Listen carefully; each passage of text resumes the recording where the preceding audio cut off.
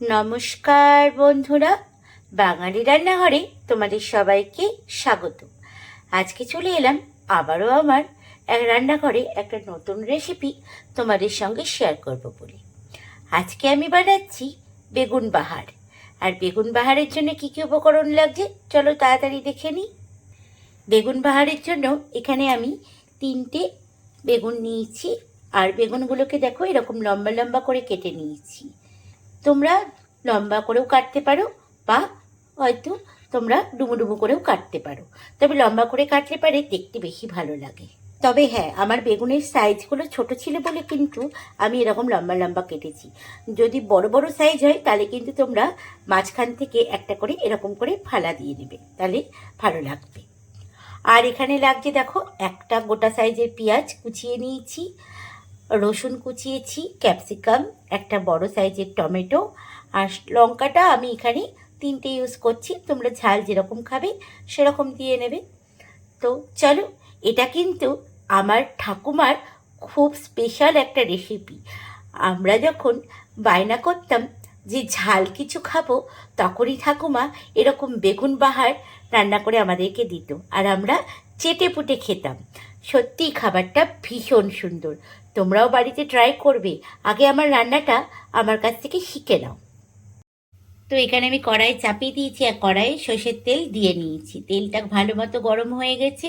এবার কেটে রাখা পেঁয়াজ, ক্যাপসিকাম, টমেটো সব তেলের মধ্যে ভালো করে নাড়াচাড়া করে নেব। এগুলো কিন্তু খুব হালকা আছে, গ্যাসের আঁচটা কমিয়ে দিয়ে হালকা আছে কিন্তু ভাজতে হবে। একটু হালকা আছে লাল লাল করে এগুলোকে সবগুলোকে ভাজবো। এটা কিন্তু তোমরা রুটি দিয়ে খাবে। এটা কিন্তু মানে রুটি দিয়ে খাওয়ারই কিন্তু একটা রেসিপি করছি। ভাত দিয়ে, গরম ভাত দিয়ে ভালো লাগে, তবে আমার তো রুটি দিয়ে খেতেই বেশি ভালো লাগে। তো দেখো এখানে হালকা আছে, আমি কিন্তু একটু সবজিগুলোকে ভাজছি। এবার আমি এর মধ্যে এক এক করে হলুদ, লবণ আর লঙ্কার গুঁড়ো দেব। স্বাদ মতো লবণ দিলাম। এবার আমি এর মধ্যে হলুদ দিলাম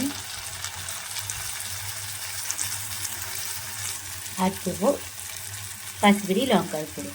এবার একসঙ্গে সব ভালো করে এইভাবে মিশিয়ে নেব।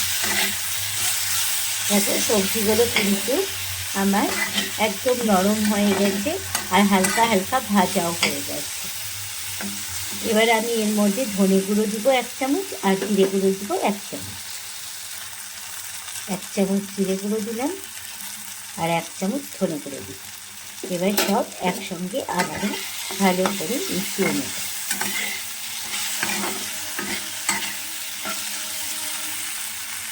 এবার যে কেটে রাখা বেগুনগুলো আছে, বেগুনগুলো আমি এর মধ্যে এক এক করে দিয়ে দেব। বেগুনগুলোকে কিন্তু আমি আগে থেকে লাল করে ভেজে তুলে রাখি কিন্তু এই মশলার সঙ্গে বেগুনগুলোকে ভাজবো আমি। এইভাবে মশলার সঙ্গে বেগুনগুলোকে সব একসঙ্গে মিশিয়ে নেব। তো বেগুনগুলো দিয়ে ভালো করে এভাবে মশলার সঙ্গে বেগুনগুলোকে মাখিয়ে নিতে হবে। এইভাবে এবার আমি ঢাকা দিব। ঢাকা দিয়ে দিয়ে একটু নাড়াচাড়া করব, তাহলে বেগুনগুলোও নরম হয়ে যাবে মশলার সাথে। তো বেগুনগুলো দেখো আমার হালকা নরম হয়ে এসেছে মশলার সাথে। এবার আমি সামান্য পরিমাণ জল দেবো। এখানে বেশি জল দেব না, কারণ এটা ঝোল ঝোল হবে না, একদম গা মাখা মাখা হবে। তার জন্য অল্প একটু সামান্য পরিমাণ জল দেবো, দিয়ে ঢাকা দেবো।